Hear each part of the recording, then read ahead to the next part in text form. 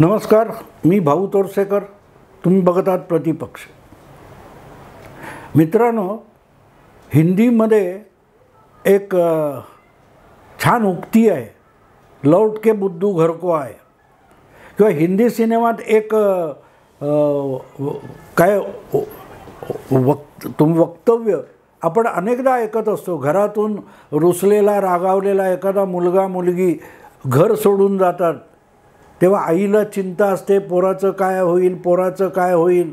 पण बाप तिला सांगतो की काळजी करू नको, दुनिया की बाजार में जाएगा तो पता चलेगा, आटे दाल का भाव समझेगा तो वापस आ जाएगा.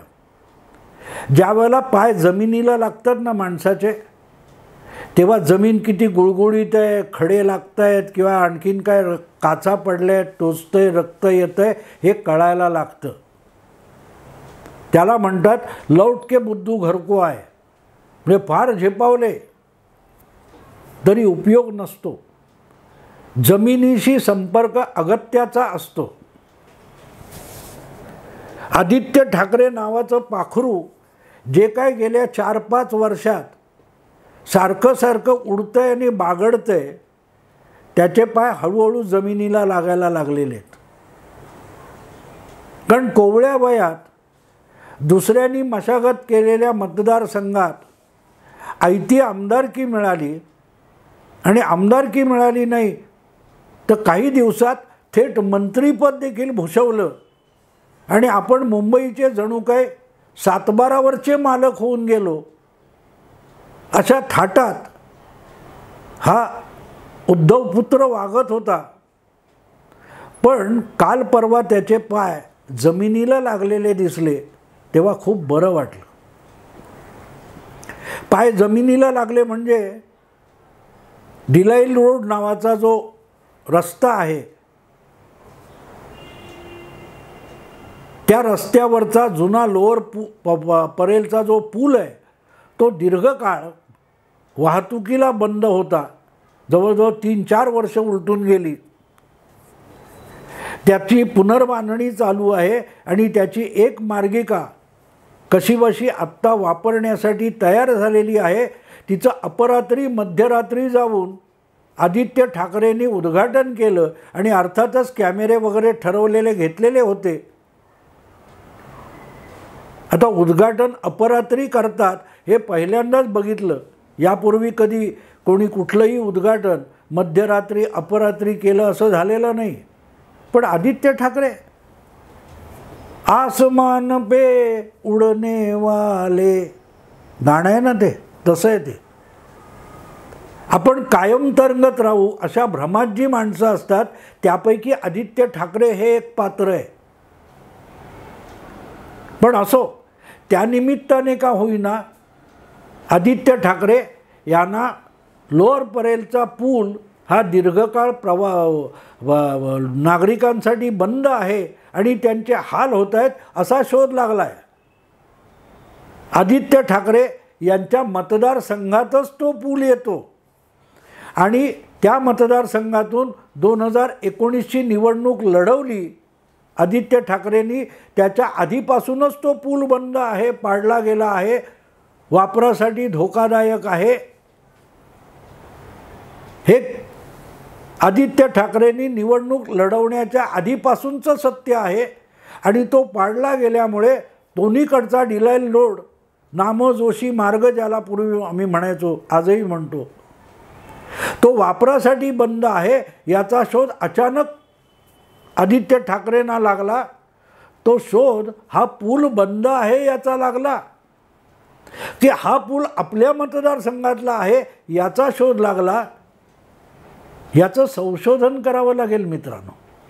कारण 2.5 वर्ष जो माणूस त्या मतदारसंघाचं प्रतिनिधित्व करत महाराष्ट्राचा मंत्री होता, त्याला कधीही तिथले लोकांचे, नागरिकांचे हाल दिसले नाहीत. आज अचानक त्याचं काय डागडुजी करून एक बाजूने प्रवास करण्याची व्यवस्था झाली आहे, तेव्हा शोध लागला, अरेच्छा, हा डिलाईल रोड किंवा नामोजोशी मार्ग पूल हा आपल्या मतदारसंघात येतो, वरळी मतदारसंघात येतो. याचा शोध आदित्य ठाकरेंना लागला का? त्यांच्या भोवती 2 विधान परिषदेचे आमदार कायम घोटाळत असतात. त्यापैकी एक सचिन अहिर आहेत, जे राष्ट्रवादीतून 2दा त्याच मतदारसंघातून आमदार झाले आणि मंत्रीसुद्धा झाले. 2014मध्ये तिथून 2014मध्ये तिथून सुनील शिंदे निवडून आले. आदित्य ठाकरे आयत्या बिळावर नागोबा तसे त्या मतदारसंघात जाऊन बसलेले आहेत. त्यांनी त्या मतदारसंघासाठी कधीही काहीही काम केलेलं नाही आणि तिथून सुखासुखी निवडून यावं, आपल्या विरोधात तगडा उमेदवार मिळू नये म्हणून ज्यांच्या विरोधात शिवसेनेचा आमदार म्हणून सुनील शिंदे निवडून आले, त्या विरोधात पराभूत झालेले सचिन अहिर यांना पण शिवसेनेत आणलं गेलं आणि मतदारसंघात प्रचंड मतांनी आदित्य ठाकरे जिंकतील अशी तरतूद करण्यात आली. असे हे आमदार आहेत आणि त्यांना अचानक शोध लागला की अरेच्या 4-5 वर्ष बंद पडलेला लोअर परेलचा पूल हा आपल्या मतदारसंघाचा हिस्सा आहे आणि म्हणून आदित्य ठाकरे हे अपरात्री मध्यरात्री त्या पूर्ण होत आलेल्या कामाचं उद्घाटन करायला गेले आणि मग नेहमीप्रमाणे खोके सरकार, घटनाबाह्य सरकार याच्यावर दुगाड्या झाडल्या. या मुख्यमंत्र्यांना वेळ नाही आहे ह्या पुलाचं उद्घाटन करायला. मुद्दा असा असतो, पुलाचं उद्घाटन करायला मुख्यमंत्र्यांना वेळ असून भागत नाही, तर जी काय मार्गिका त्याची अर्धी तयार झालेली आहे, ज्याचा तात्पुरता वापर नागरिक करू शकतात आणि त्यांच्या अडचणी दूर केल्या जाऊ शकतात, त्या मार्गिका किंवा तो रस्ता किंवा तो पूल आजसुद्धा प्रवासी वाहतुकीसाठी सुरक्षित नाही. त्याच्यावर कुठला तरी अपघात होऊ शकतो. अजून दिवाबत्तीची व्यवस्था झालेली नाही आहे. त्याच्यावर काय डांबर घालायचं वगैरे वगैरे बाकी असेल, काय स्कर्टिंग असेल, काहीतरी बाकी आहे. म्हणूनच महापालिकेने तो खुला केलेला नाही.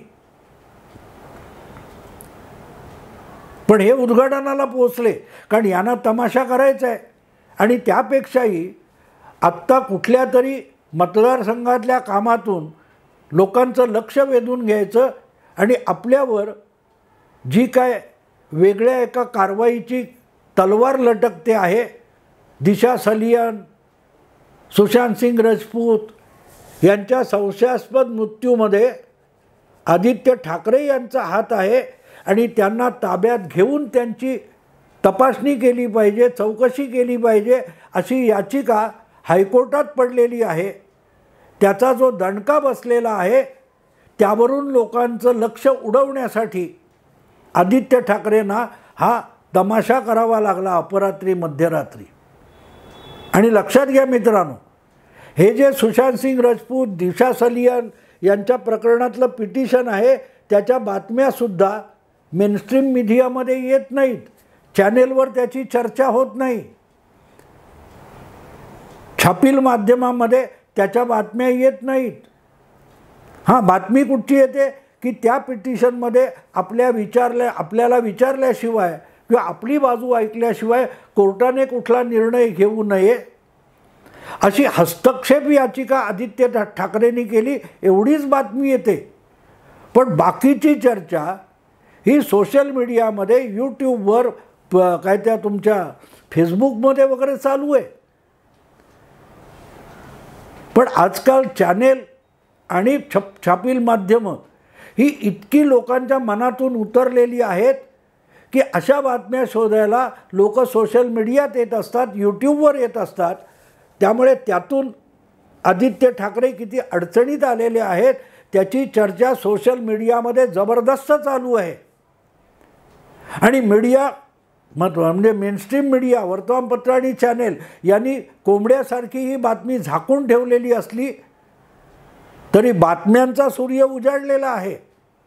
तेव्हा त्यावरून लोकांचं लक्ष उडवायचं आणि सोशल मीडियात सुद्धा आपल्याविषयी वेगळ्या अर्थाने चर्चा सुरू व्हावी यासाठीच आदित्य ठाकरेंना हा तमाशा करावा लागला.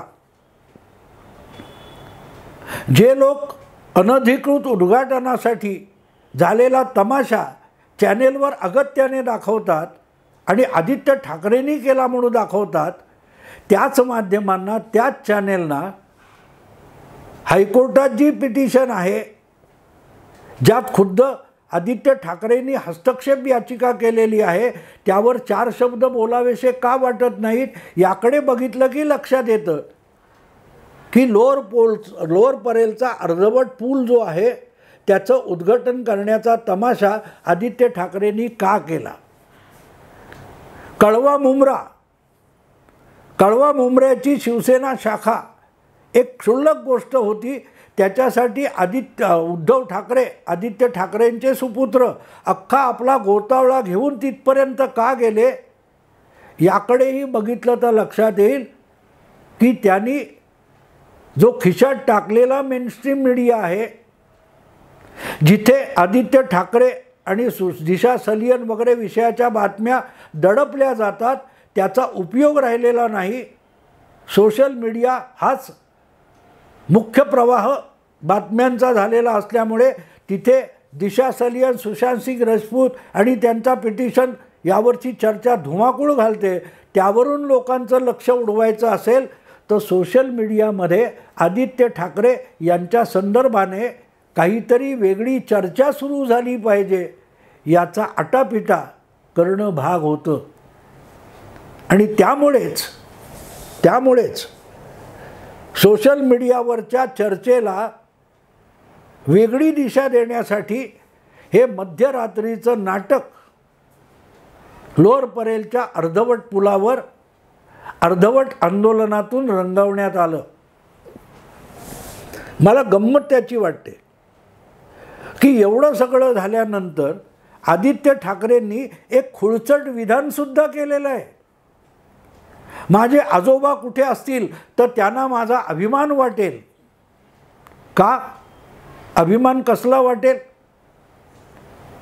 तर अशा रीतीने अनधिकृतरित्या वाहतुकीसाठी अर्धवट बांधकाम खुलं करणं आणि लोकांचे जीव धोक्यात टाकणं, सरकारी कामात, सार्वजनिक कामात अडथळे निर्माण करणं, या स्वरूपाचा एक FIR आदित्य ठाकरे यांच्या विरोधात या सगळ्या तमाशामुळे दाखल झालेला आहे. अर्थात तो काय म्हणतात, तो दखलपात्र फारसा नसल्यामुळे लगेच आदित्य ठाकरेंना अटक वगैरे होण्याची बिलकुल शक्यता नाही. पण FIR दाखल झालं आहे. जसे ते कोण असतील, एकनाथ शिंदे किंवा नरेश म्हस्के किंवा इतर सगळे नारायण राणे वगैरे असे जे उद्धव ठाकरे यांच्या विरोधात दंड थोपटून उभे राहिलेले शिवसेना वंशाचे जे एकापेक्षा एक लढवय्ये आहेत, ते सातत्याने एक प्रश्न उद्धव ठाकरे, आदित्य ठाकरे या पिता पुत्रांना विचारत असतात, तुम्ही शिवसेनेसाठी केलंच काय. आम्ही 100-100, 150-150 केसेस अंगावर घेतल्या, पोलिसांच्या लाठ्या खाल्ल्या, आम्ही इतका वेळ आम्हाला अटक झाली, तुमच्यावर एक केस आहे का दाखवा. असं जे आव्हान दिलं जातं त्याला उत्तर म्हणून माझ्यावर पण FIR दाखल झाला, याचं कौतुक आदित्य ठाकरे सांगतायत. पण हे सांगताना आपणच आपल्या थोबाडीत मारून घेतोय एवढं पण या तरुणाला कळलेलं नाही.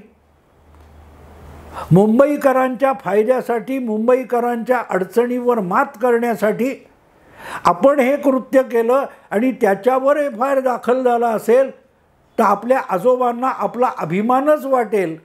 असं जे वक्तव्य आदित्य ठाकरेंनी केलं ते जर ते मनापासून केलं असेल तर त्यांच्या एक गोष्ट लक्षात यायला पाहिजे, तुमच्यावर आमदार आणि मंत्री झाल्यावर सुद्धा एक साधा FIR नव्हता, कुठली केस नव्हती. पण नारायण राणे, एकनाथ शिंदे आणि त्यांच्यासारख्या लोकांवर शेकड्यांनी FIR होते. याचा अभिमान तुमच्या आजोबांना किती वाटत असेल किंवा वाटला असेल. आजपर्यंत आपल्या नातवावर एक सुद्धा FIR नव्हता. शिवसेनेसाठी काहीतरी केलं म्हणून एक गुन्हा आपल्या नातवावर नोंदला गेला नाही याची वेदना जर बाळासाहेबांना असेल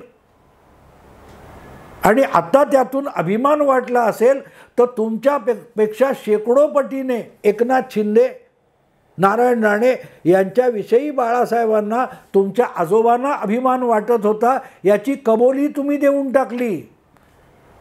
तुम्ही ज्यांच्यावर गद्दार, खोकेसूर वगैरे असे आरोप करतात ते तुमच्या आजोबांना किती अभिमानास्पद होते त्याची कबुली देऊन टाकली नाही का?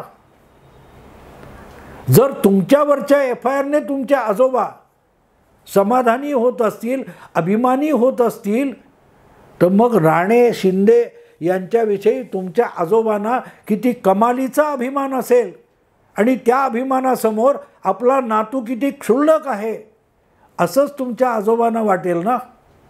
म्हणजे आपणच आपल्या शब्दात आपली निंदा नालस्ती करणारा आशय कॅमेरासमोर बोलून दाखवणं याला स्वतःच्या थोबाडीत मारून घेणं म्हणत नाहीत का मित्रांनो? सांगा मग. आपण बोलतोय त्या शब्दाचे अर्थ तरी काय होतात आणि ते बारकाईने लोकांनी विचारात घेतले तर आपणच आपली बेइज्जती करून घेतोय याचं सुद्धा भान आदित्य ठाकरेंना नसावं.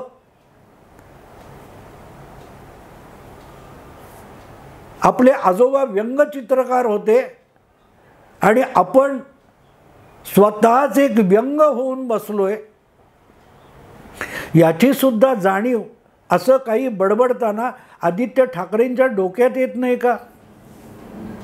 सांगा मला. वाईट वाटतं मित्रांनो की असा पुत्र आणि असा नातू बाळासाहेबांच्या नशिबी आला. जो माणूस जागतिक कीर्तीचा व्यंगचित्रकार होता त्यांच्या पुढच्या पिढीमध्ये हे असं चमत्कारिक व्यंग आपल्याला बघावं लागतंय. असो, अचानक आदित्य ठाकरेंना लोअर परेलचा पूल हा आपल्या मतदारसंघात आहे हे कळलं. अन्यथा त्यांना वरळी हा फक्त मतदारसंघ वाटत होता आणि म्हणून ज्या वेळेला शिवसेनेत बंड झालं, शिवसेनेचे 40 आमदार एकनाथ शिंदे यांच्या नेतृत्वाखाली सुरत मार्गे गुवाहाटीला गेले आणि जेव्हा ते परत येणार आणि सत्तांतर होणार असं कळल्यावर याच आजोबांच्या नातवाने काय धमकी दिली होती? विमानतळ ते विधानभवन वरळीमधूनच जावं लागतं. वरळीचा केवढा अभिमान होता.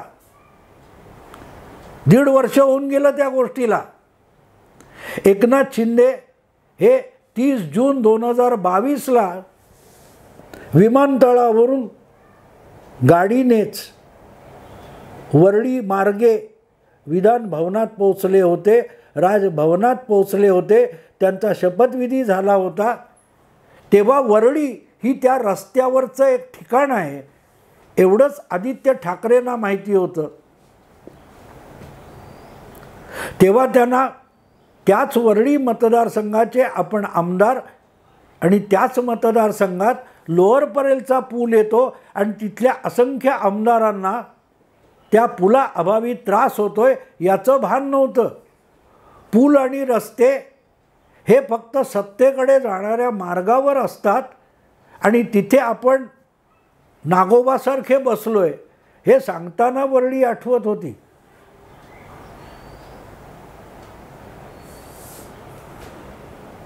आणि त्याचा तुमच्या आजोबांना अभिमान वाटेल?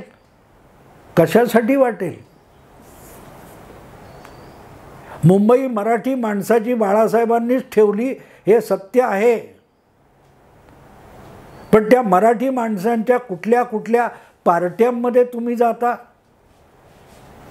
पित्यावर शस्त्रक्रिया चालू होती तेव्हा तुम्ही कोणाकोणाच्या पार्ट्यांना जात होता आणि करोना फैलावत होता म्हणून त्यांच्या त्या नटनट्या आणि अभिनेते त्यांच्या घरावर फवारणी करावी लागली आणि खास पथक मातोश्रीवर पण पाठवावं लागलं होतं.